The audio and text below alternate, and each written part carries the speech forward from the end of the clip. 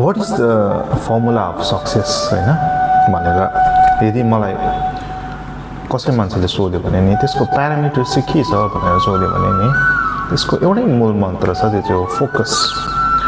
तपाईँ चाहिँ फोकस हुनु पर्यो हैन, अनि कन्सिस्टेन्सी चाहिँ तपाईँको जीवनमा त्यसलाई दिगो राखिराख्नु पर्यो। त्यसलाई आज गर्यो फेरि भोलि गरेन। माने अहिलेको नयाँ न्यू जेनेरेसन्स अथवा नयाँ नयाँ मान्छेहरू हुन्छ नि कुनै पनि ठाउँमा जान्छ, उनले आज नै 10वटा कुराहरू गर्नु खोजिरहेको हुन्छ क्या, सबै कुरा ज्याक अफ अल ट्रेडर्स भन्छ नि त हैन, तर मास्टर अफ नन भने जस्तै सबै मान्छे एउटै मान्छे सबै त हुन सक्दैन तपाईँले पनि।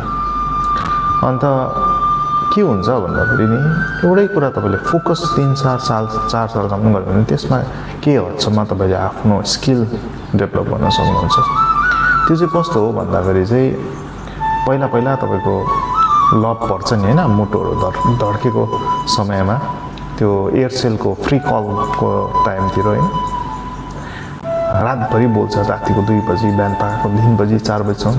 त्यस्तै माया चाहिँ हुनुपर्छ तपाईँको आफ्नो कामप्रति हैन, आफूले गरिरहेको त्यो फिल्डप्रति, अनि मात्रै तपाईँले त्यो कुरामा सक्सेस अथवा सफलता हासिल गर्न सक्नुहुन्छ। मेन कुरा भनेको चाहिँ तपाईँले फोकस चाहिँ छोड्नु हुँदैन।